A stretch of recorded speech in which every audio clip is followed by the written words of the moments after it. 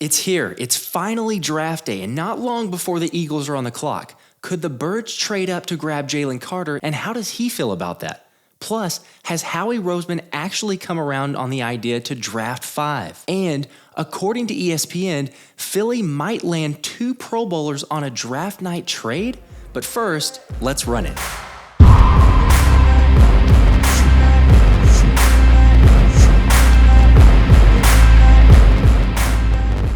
Hey everybody, draft day. It's like Christmas morning and I really can't contain my excitement. For those that don't know, I'm Josh and I cover the Birds. So do me a favor, hit that like button if you're excited about the draft, looking forward to it, and make sure to subscribe, turn the notifications on so you're caught up to date on all the latest Eagles news. People have been asking, do you think we can get Jalen Carter and Bijan in the draft? Let's not get too greedy. But speaking of greedy, the newly acquired cornerback Greedy Williams announced via his Instagram story on Tuesday that he will be wearing number 38. And while it's cool to get official announcements like this, it didn't take long for fans to respond saying just based off that number, he getting cut before the season. And keep bro on the sideline with that nasty number. I mean, that's pretty harsh remarks, but I can get it as a lot of people can't get Orlando Scandrick out of their head, or even a guy like a Michael Jaquette who also wore the 38, but it's just a number, right? I mean, maybe the counter argument to that is perhaps Greedy can finally give the number 38 a positive image?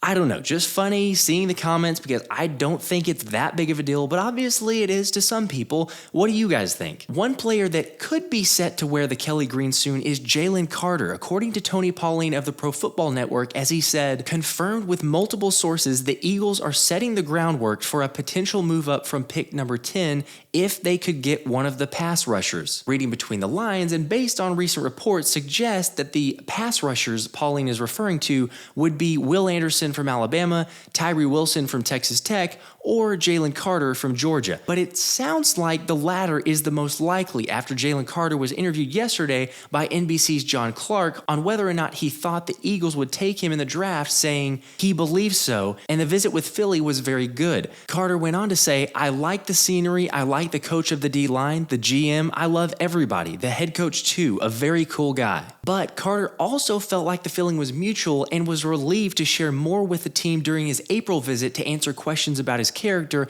after his involvement in the car crash that killed a teammate and Georgia staffer, saying, it wasn't really what I took out of it, it was really the coaches getting to know my personality and know the guy that I am. I feel like they took a lot out of the meeting just getting to know me and stuff like that. I love to see that personally because I admittedly had some doubts in the beginning, but I'm fully on board with Jalen Carter if that's the route the Eagles go because I trust Howie and Philly has done their research. And then let's be honest, it wouldn't shock anyone if Carter was already promised that the Birds would take him at worst at 10, because remember, only 3 weeks ago, reports were that Jalen Carter was refusing visits with any teams outside the top 10, with his agent Drew Rosenhaus saying, I'm confident Jalen will go in the top 10. He's a good person, a family man, loves football, and is a generational talent. I'd love to see it. I get excited about thinking about a reunion for Carter with some of his Georgia teammates. He couldn't even contain his excitement about pairing up with Jordan Davis and thought it would be crazy. Jordan is one of my role models. He's one of the guys who got me to Georgia, and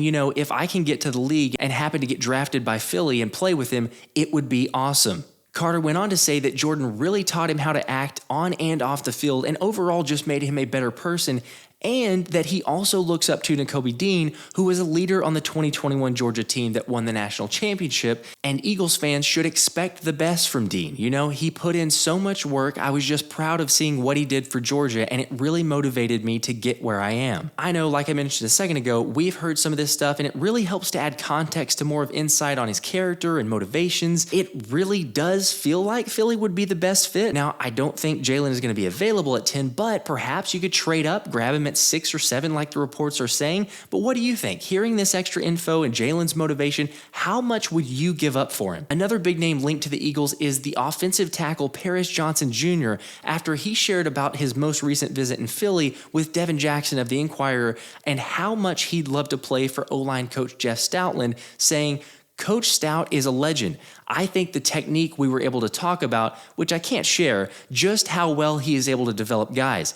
If I had the opportunity to be in that offensive line room, it would be really cool. And I know I would get coached really well, coached really hard, and get developed to where I need to be at to be able to compete at a high level. Fox Sports college football analyst Joel Klatt, who had the opportunity to call several of Johnson's games with the Buckeyes, admires his athleticism and football intelligence to play multiple positions, but says Johnson's competitiveness as a teammate stood out most, saying he challenged DeJuan Jones in 2021. He said, "I'll move to guard if you up your game," because DeJuan's not going to go to guard. And Paris knew, to his credit, our best 5 would be if DeJuan was on the field, but only if he's good enough to be on the field, and he did it and he moved to guard. That's the competitiveness and the fire and the passion that really gets me excited. I mean, that's kind of the heart and soul of this team. And so if you have to go with offensive linemen, I think that's the player that I would want to see the Eagles go with. But one question I'd still like to know is, how realistic is it for Howie Roseman to draft a running back like Bijan Robinson? Well, according to Inside the Eagles,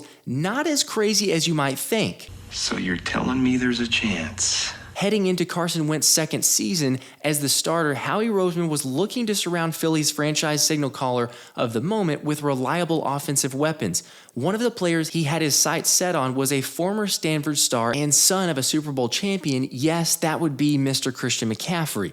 Philadelphia had every intention of taking Christian at 14 had he been available when they were on the clock. But as you know, the plan didn't work out. The Carolina Panthers ruined the party by taking him at the 8th overall selection.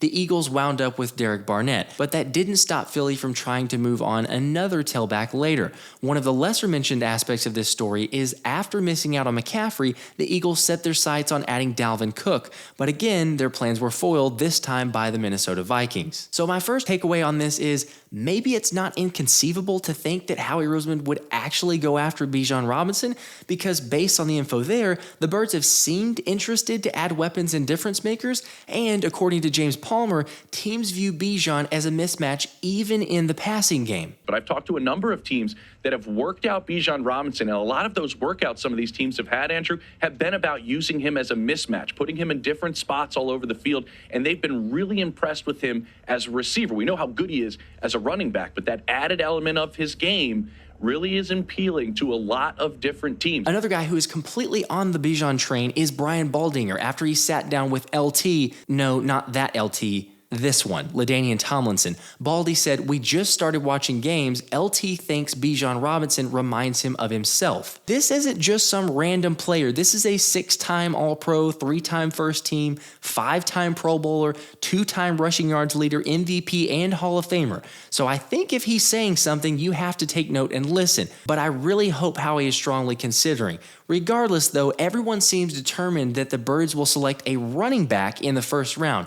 If it's not Bijan, it'll be Jahmyr Gibbs, according to NFL Network's Daniel Jeremiah, who has Gibbs mocked to the Eagles in his latest mock draft. And Albert Breer also agreed with that sentiment, saying, "I gave Gibbs to the Eagles too, but I also could see him landing with the Giants, Bills, Bengals, or Chiefs, maybe in a trade-up. They all like him, and I'm with DJ. He goes in the first round and probably to a really good team." It wouldn't be the worst consolation to get Gibbs. He's incredibly dynamic and for sure would have a great career on this offense, behind this offensive line, but let's move on. This former number 2 overall pick may be available for trade after Ari Marov tweeted, "The Commanders are declining the 5th-year option on defensive end Chase Young per Nikki Jabala, meaning he will be a free agent after this season. The former Defensive Rookie of the Year played minimally last season after coming back from a serious knee injury. It would have been worth $17.4 million. And then reports came out that Washington would most likely take calls during the draft after Albert Breer said Young's knee surgery was very extensive and it'll be interesting to see how that plays into his future.